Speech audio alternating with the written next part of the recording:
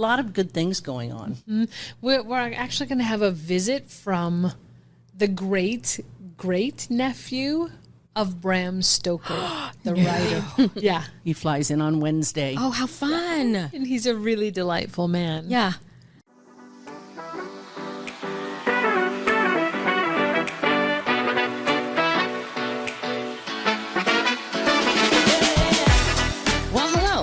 You're listening to Oh My Omaha, the podcast, where we uncover inspiring things about our community through the stories of inspiring people who call it home.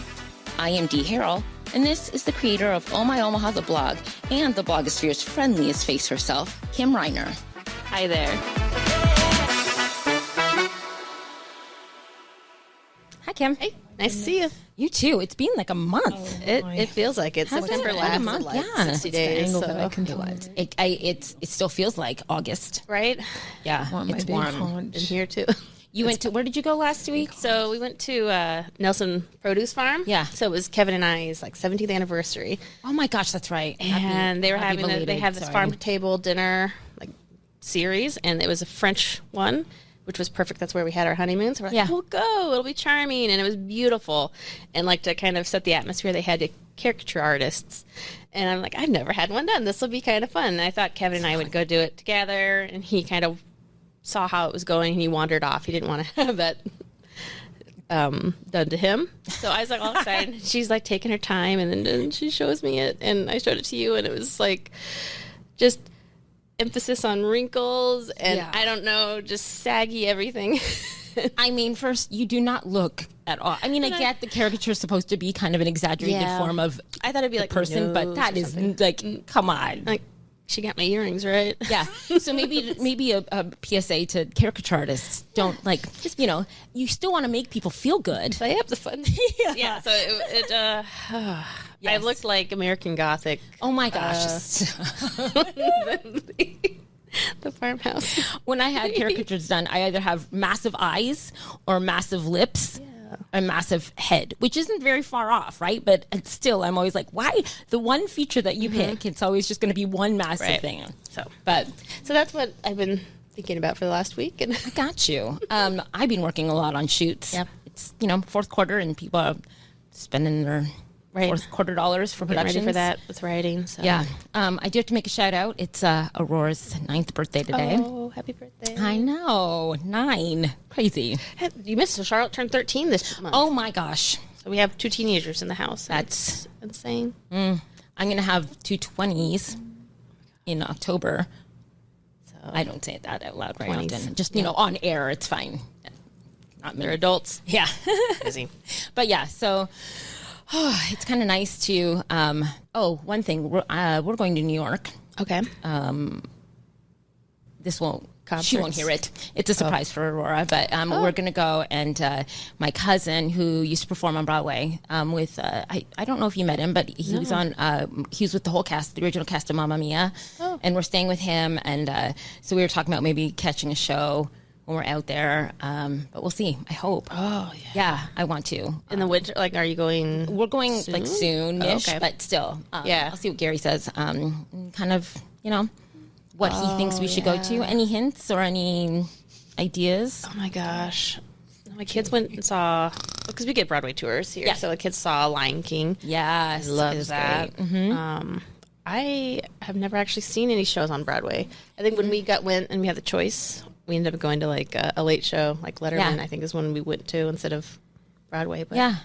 I mean, there are a lot of shows in town that we go to, which I kind of love, which is a kind of a segue into what we're talking about today. But there are some really great local shows. So you don't have to go to New York. No, don't have to go to New York. So if we do catch one, cool. If not, we'll catch them here. Yeah. So, well, let's just dive right in. Yeah. So, speaking of theater, our 2 guests here are no strangers to the Omaha theater scene. Susan Clement is the producing artistic director and CEO of the Bluebarn Theater, and she's joined by Jill Anderson, an Omaha native with a long career in the arts, working primarily as a singer, actor, director, and educator. Jill's the director of Bluebarn's upcoming production of Dracula, the Journal of Jonathan Harker. And thank you for coming onto the show. Yes, thank you both. Yeah. Jill, I think you and I have previously met at Kaneko. Perhaps through Ollie? I think so. Okay. It was. I was like, you look very familiar. Yeah. I just could not place it. So, anyways, a little bit of everything. Yeah, I might have interviewed you like a decade ago or two when I was writing. A while. Yep. Don't talk about that. So let's just jump right into the show. This will be the first show of the season, correct? That's right. Dracula, the Journal of Jonathan Harker. Ooh. It's a one-man adaptation of Dracula. Okay. Oh. So you get to see one guy who happens to be a brilliant actor, an actor named Aaron Zavitz. Okay. And he takes on the telling of the Dracula story all by himself. Damn. So he plays all the different characters, Van Helsing, Mina, Jonathan, Renfield, Dracula himself. Yeah. He plays all of it himself. And he's phenomenal the way he can transform himself through his voice, through his body. He's just, he's masterful, truly. And then there's a duo of musicians / sound effects people. I'm one half of that duo. We're out of sight, but on the set where we can see his actions and coordinate our sound to support the actions and the mood. Yeah. So that's the way the show works. That's awesome. And I was poking around to see, the Bluebarn usually has things running alongside it, like an exhibit or talks. And what all do you have planned for this particular show? Well, we have an art exhibit in our lobby, and I should know the name, but it's up there on that paper. It's one artist, and that will run the entirety of the run, which is wonderful. People come in, and it's open. Our office is open during the day, of course, and people are welcome to come and view the art, even if they don't come to the show. And then we have art talks with the artists. We have art talks with the creatives backstage, like Jill will have one, the kind of more traditional director, actor talks. It's really we also have a lot of outreach for this show. We have some students writing their own stories in response to the show. And then we'll sit around the bonfire on our green space at Bluebarn and listen to that. So a lot of good things going on. Mm-hmm. We're actually going to have a visit from the great nephew of Bram Stoker, the writer. Yeah, he flies in on Wednesday. Oh, how fun! And he's a really delightful man. Yeah, and he'll be doing some talks, and also some dialoguing with some of the students as well that are coming to the show. That's awesome.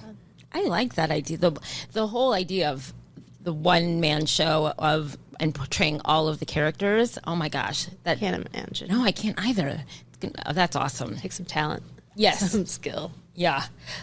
So you touched upon like the green space at the Bluebarn, and kind of for people who haven't been to the I keep calling it the new space, and it's not new anymore, but it's still new to me. Our own home, I kind of call it. Oh, yeah, our own home space. It's gorgeous. Can you kind of go into there's a lot of thought that went into it, the design of it, and I wanted you to maybe touch upon some of those design elements, kind of the unique stage that you could have set up, as well as I remember when it first opened, and so my sister-in-law Amy works there, Amy Reiner. Amy Reiner, and she pointed out a lot of kind of things that kind of tied it into the neighborhood, or some touches, nods to the past of kind of that space. Yeah, 2015 is when it was built. Oh, way. I know. Time flies. Yeah. And our old rental space, beloved old rental space down in the old market, our audience at that time was so used to that space. It was 86 seats, really very off-Broadway style. Small houses, every seat's a good seat, very intimate experience with artist and patron watching the shows. And so when we got the incredible opportunity to build our own space, I wanted to make sure that some of those iconic things that were in our rental space were brought up and built into our new home. Like in the other space, in the rental space, we had pillars, and they were actually to hold the building up, but they were in the house. And so we, in our new space, we brought in downed trees. We had a downed tree drive, and my husband at the time, Dan Tober, drove around and got these downed trees and milled them in our yard. And so they are really, we call it the nest, because they surround the 96-seat house that we built. And it definitely it creates a feeling. You've been there. Oh, yeah. It creates it's not an open auditorium theater. So that was one. Also, directionally speaking, we did the same exact direction that people enter the theater, and that they enter in front of the house, in front of the seating. Normally, a lot of the theaters you go to, you enter from the back, right? And then you look around and find your seat. And we just have a lot of patrons and community members that it's kind of a social event when they come in, because you see who's coming in. Yeah. So we did that. So that was another thing. And then also the bathrooms are in the exact same space. So people who had been, I mean, we have some patrons that have been with us our entire 36 years, which is incredible. And we had people weep when they came into the space, because a lot of people were worried we were going to build something that didn't feel like Bluebarn. And then we came up with the big damn doors, as they're lovingly called. Yeah. And they're on the upstage wall, and they open to our green space and outdoor space. And that really was a selfish design on my part, because, I sit in a dark room a lot. Yeah. And during breaks, at the old space, I said, I wish we could just push the back wall open and see green. And so that's kind of how that design happened. Min Day, Jeff Day was the architect, and we had a great time doing it. We also salvaged from the restaurant that was there. There are 2 giant chandeliers in the men's and women's restrooms that we have up on the ceiling, and our little kitchen, we salvaged a lot of the counters, and it's been a while since I've thought about all this. So it really is a beautiful space, and it seems that there's no surface, not one square inch of the place that isn't a repurposed, reimagined materials or the work of a local artisan. So that makes it unique. Even the entryway has tile work that's so unique. Michael Morgan. Oh, Michael. Artist. Okay, that's just remarkable. Yeah. The way that the bricks are glazed, the patterns that they're set in. So it almost makes it an art installation. Yeah, just the vestibule going into the theater. Yeah. And we really wanted to echo, when we were going to build our own home space, make sure, because our art is, our plays, our theaters, artist-driven, which is not always the case with theaters. We're lucky in that. And we wanted to make sure that the building was infused and inspired by artists visually. Like my husband at the time did the floors, the reclaimed floors. He did the pillars. He did the bathroom sinks. He's a potter. We had other people, 3 other artists doing. Chris Kemp from the Hot Shops did the big damn doors. So it really is. It is kind of an art installation. Yeah, so come out early to the show and look around. Michelle Zaccaria is a local artist who created these indescribably cool bathrooms, both women's and men's bathrooms, that are they're a total art installation. Every piece of it, you're right. Yeah, that intention's awesome. So Jill, you've had different roles kind of with Bluebarn over the years. Yeah. What have been some of the more like memorable and perhaps challenging ones that you've Oh my gosh, I go back so far with this theater. In the very beginning, when there was just 3 guys from upstate New York from a training program. From SUNY, where I went to. We all were in the same acting company. Awesome. They had set up shop in just a little makeshift space in the old Bemis Bag building. A floor of a little area had been turned over to them, and they were making theater with almost nothing. I mean, they had a sheet and $11. A sheet and $11. Now make it show, and by God, they did. So, like, early on, they caught my attention, and I thought, oh my gosh, this is incredibly special. And then I made sure that I never missed a show they did.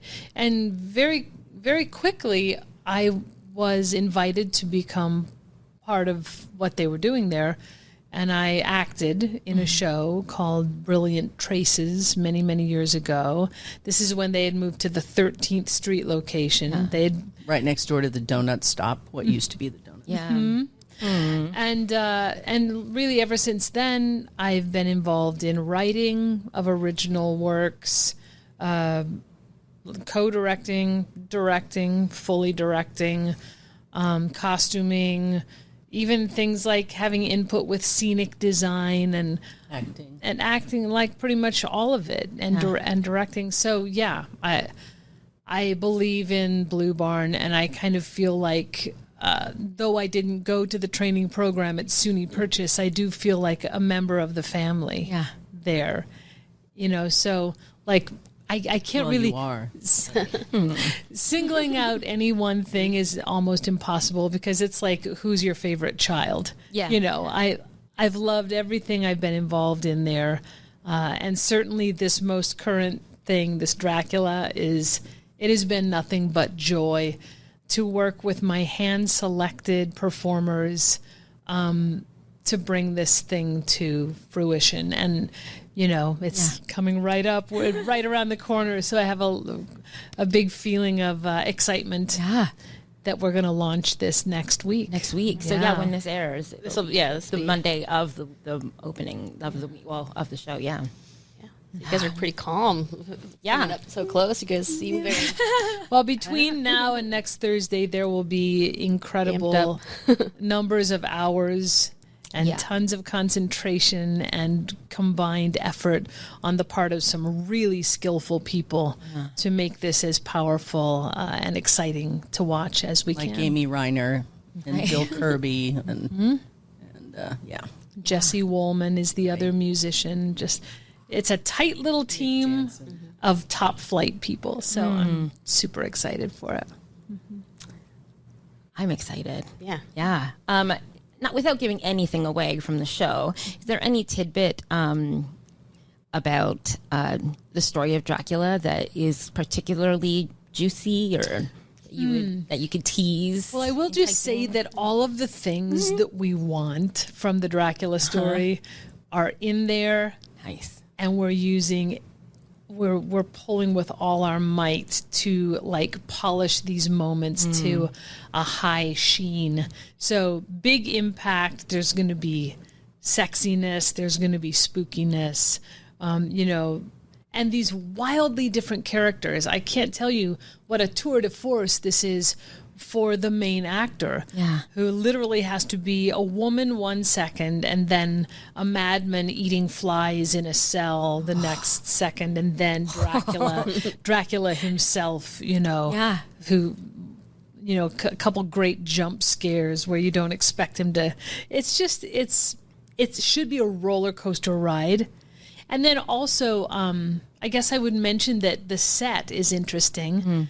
Because the device in this play is that Jonathan Harker has been in contact with Bram Stoker, who has contacted him saying he's heard that he has this story about vampirism, and would he tell him about it or give him materials supporting the story. So this is 7 years after the story of Dracula, and he goes up to his attic during a storm at night with a lantern, with a candle, and he pulls out his journal, the diary he kept during the time of the story of Dracula, and it brings it all back to life.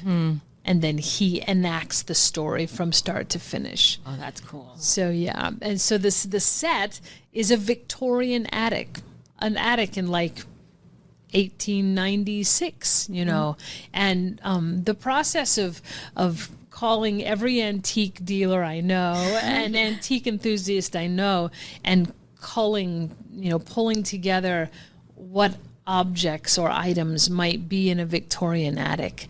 And now let's add a layer of what's spooky that might be up there. Oh, some dolls with cracked faces. And, how do we make it Gothic and Victorian? Like, the process of putting the set together has been one of the great joys of the whole thing. Yeah. To get to go and, I don't know, hand pick.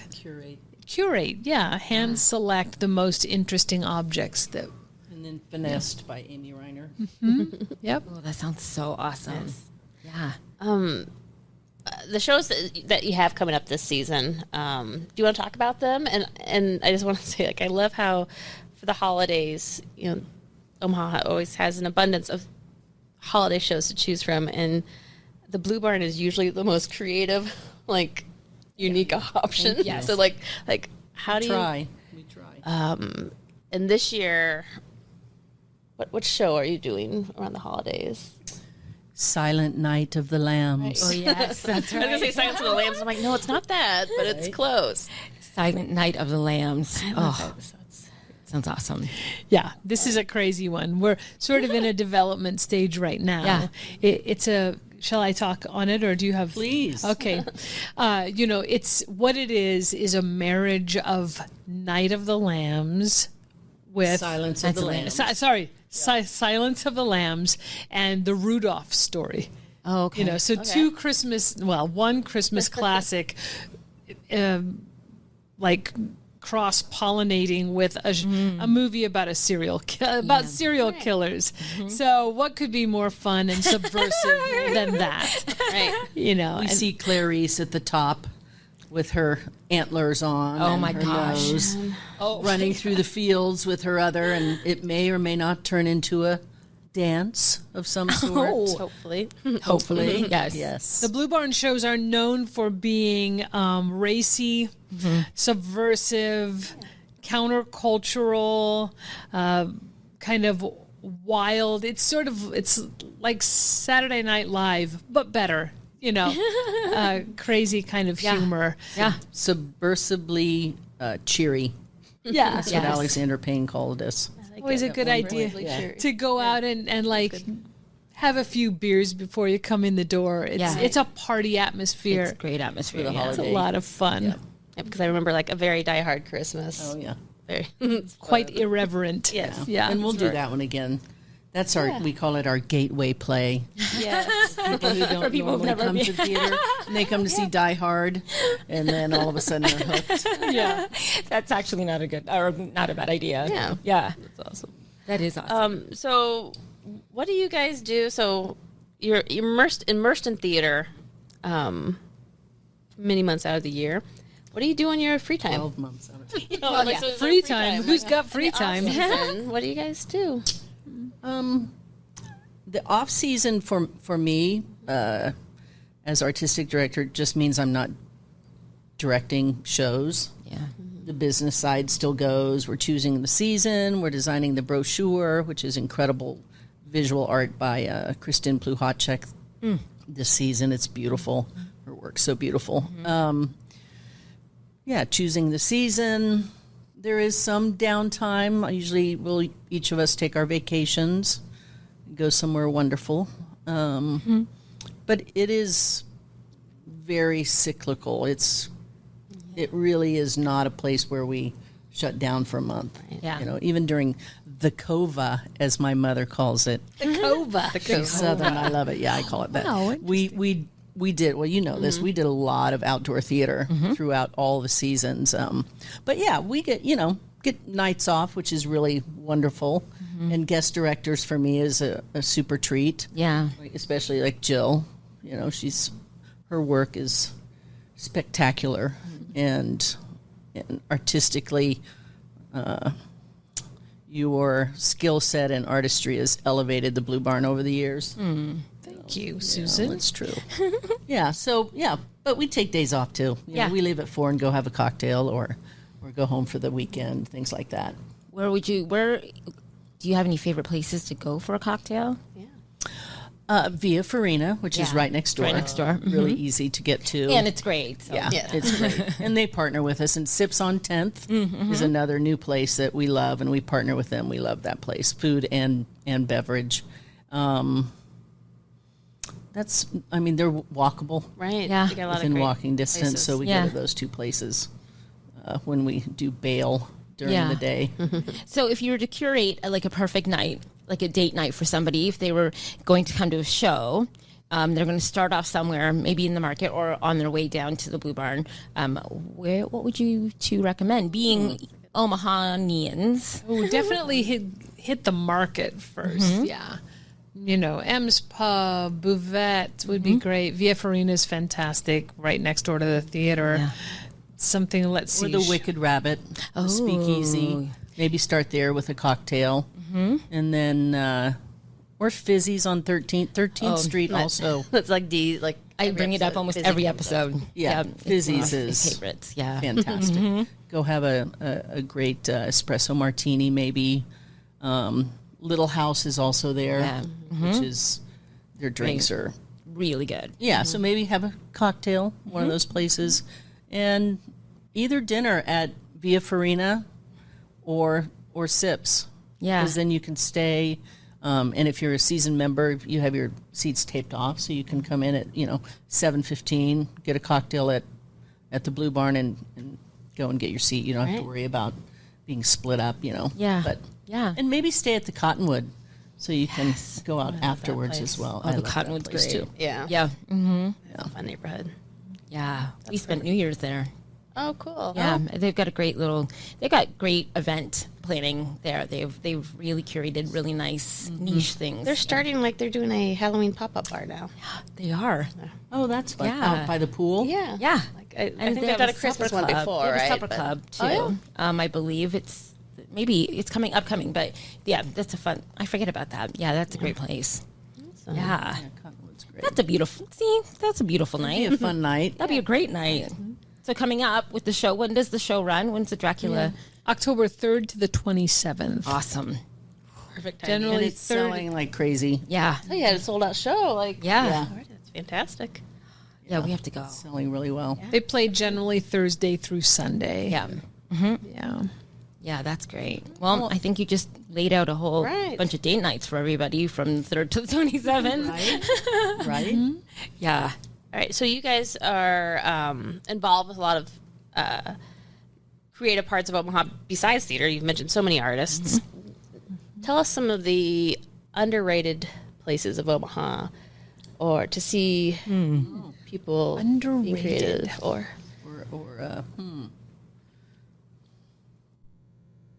I mean, Bemis is not underrated, and it's very popular, but there are a lot of people who have never stepped foot in there. Yeah. That would be one place. Oh, Luminarium, another one. yes, I have a favorite. I would say Joslyn Castle. Yeah. yes. I ran a literary festival there for 5 years and was very proud to call it my workplace, for that time when I was working there.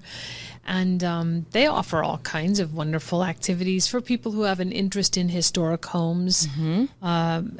Outdoor activities out in the beautifully gardened yard. I'll probably go over there in a typical spring, summer growing season.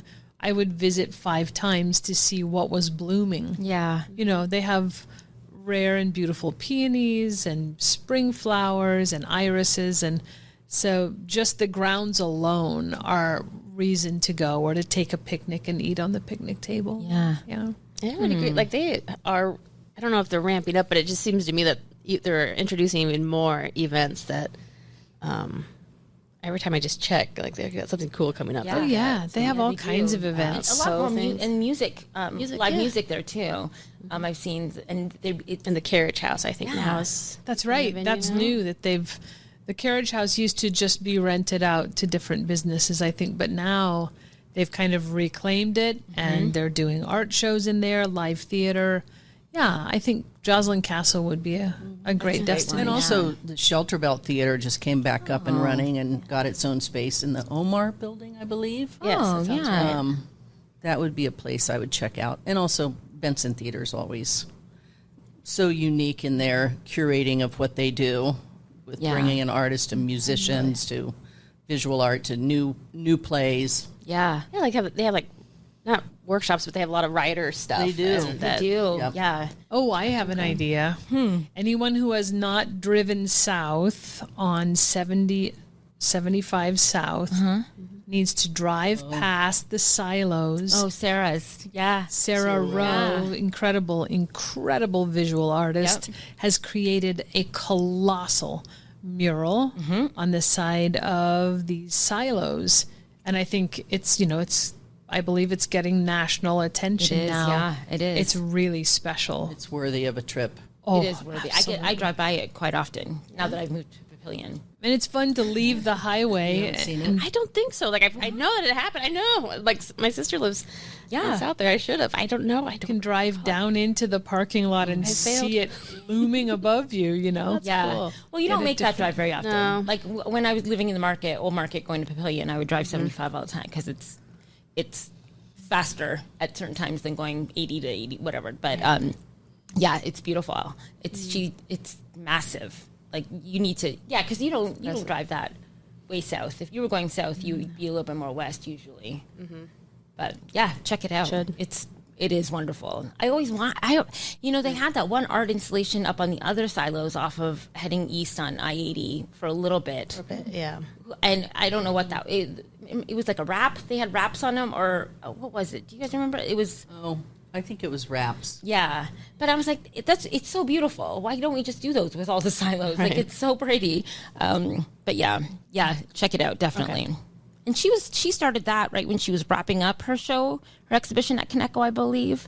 Or was congruent because then she had her stuff at Bluebarn. She was literally at Kaneko with her show, and then she had her stuff at Bluebarn, and then she was starting up the silos. Yeah, she did our 35th anniversary. That's right. Brochure artwork, which was incredible. Yeah, it's awesome. Yeah, that's good. I forget about that. Good nod to that one. Yeah. It's so spectacular. Every time I drive past that, my heart just leaps up. The colors, the shapes, and the way that they harmonize with the sky is breathtaking. Yeah. It seems like world-class art right here in Omaha. Yeah. I love it. It is breathtaking. I love it because usually the time of day when I would drive by it, it's when it's end of day. So sun is setting a little bit. So when I get to turn that way, you get to have really beautiful sky behind it. That's really great suggestion for everyone to check out. Yeah, you should check that one out. We have a lot of fundraising things happening this fall, right? Like, isn't the Bemis auctions coming up? Yeah. And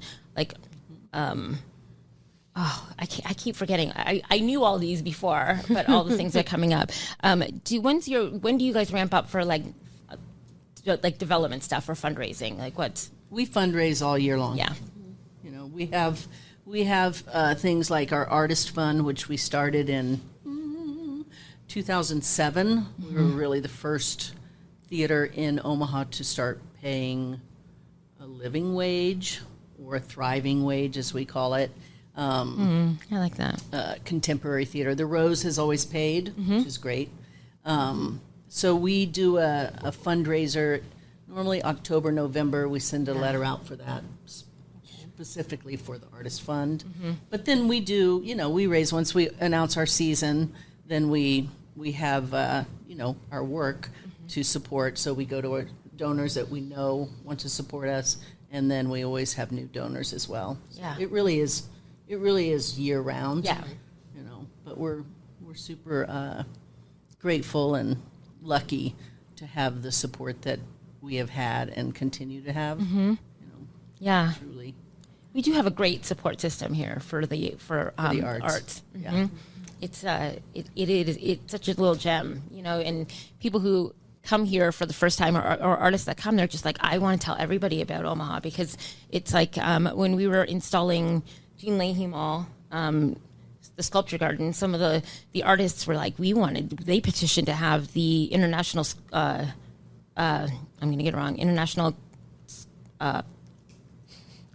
the sculpture committee, I'm going to get it so wrong, but they are in Europe right now, but they were trying to get them to come, like literally, they were looking for a place in the States, and Like they're a just like, come to Omaha. headquarters? Yeah, they're like, come to Omaha, because Right. they're just like, and they try to push. There's just like, there's such a huge sculpture community here.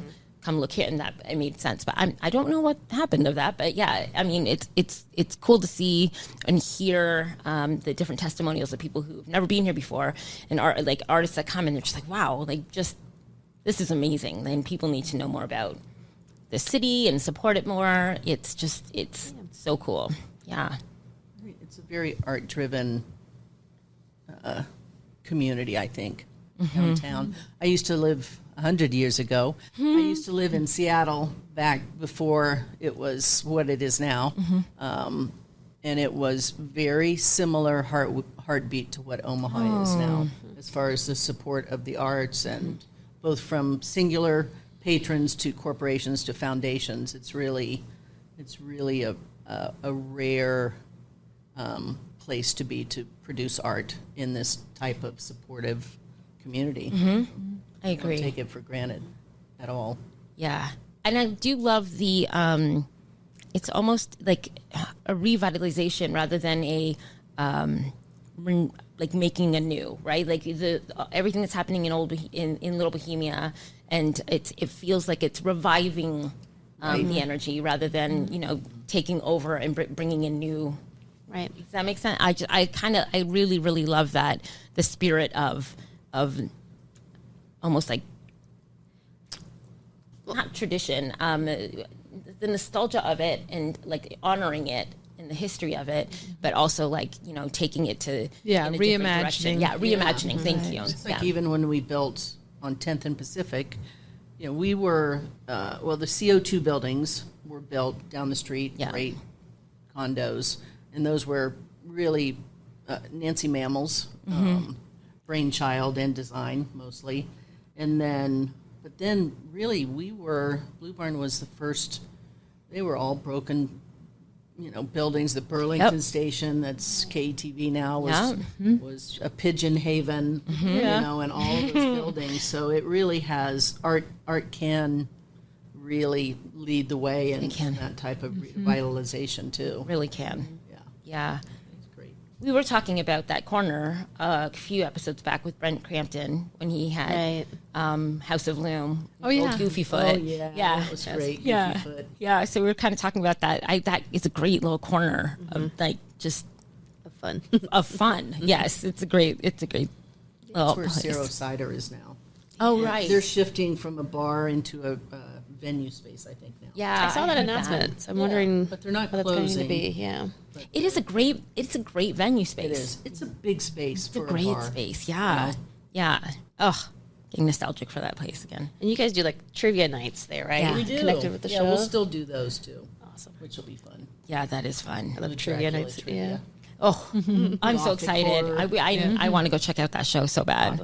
I've been really into audio adaptations, like theatrical, like reading scripts on like Audible and stuff, and it is kind of the same concept. It's this one person's voice, and then like it's jarring. Like when you can tell it's the same person, but when they move to a different character, it's just like it is. The scare is almost a little bit more impactful, I guess. I don't know, but I really want to check out that show. Totally. Yeah.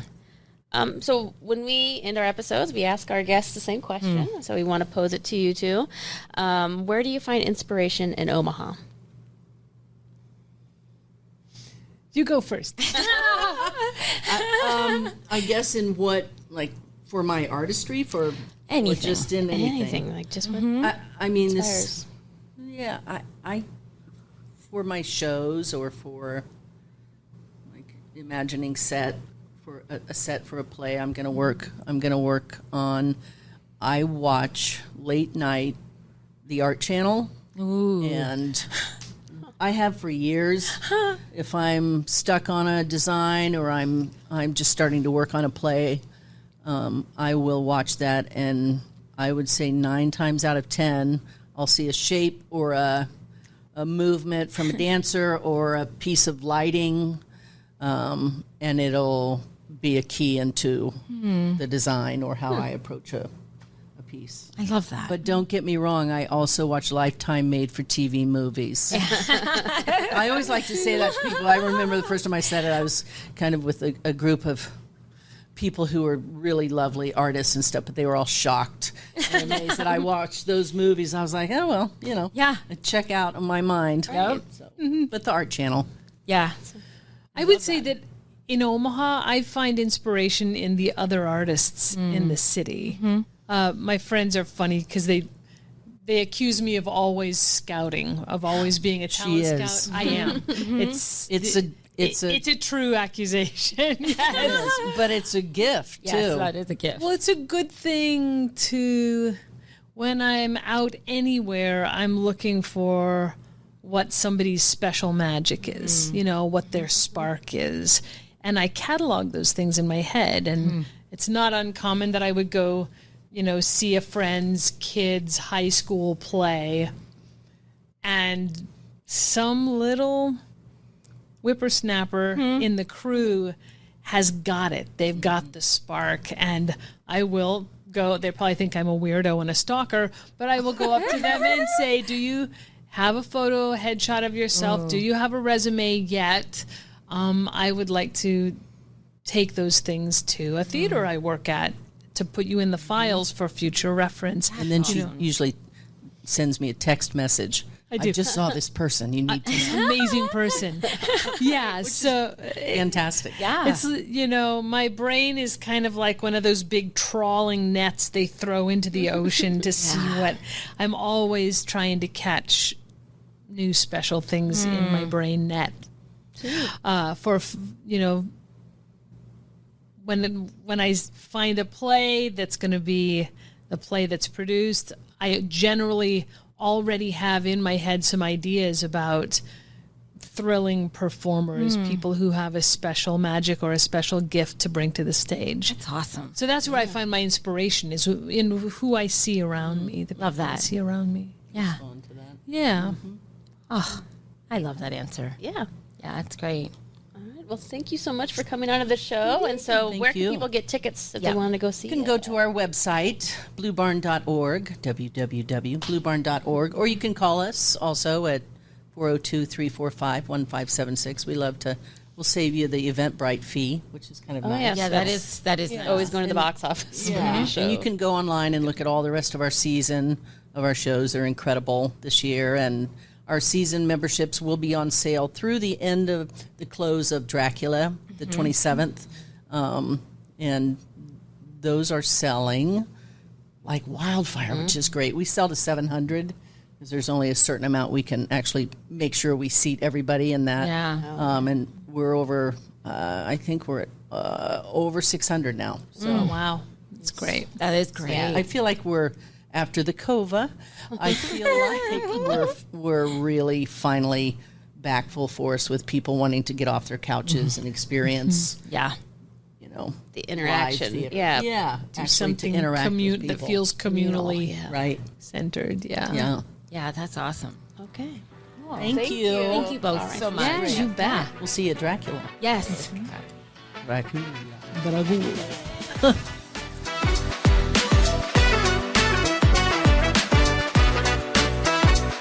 Thanks for listening to Oh My Omaha, the podcast. We want to thank our guest, Hurrdat Media, all of you for your support, and the Omaha community at large. So from Dee and I, keep on exploring.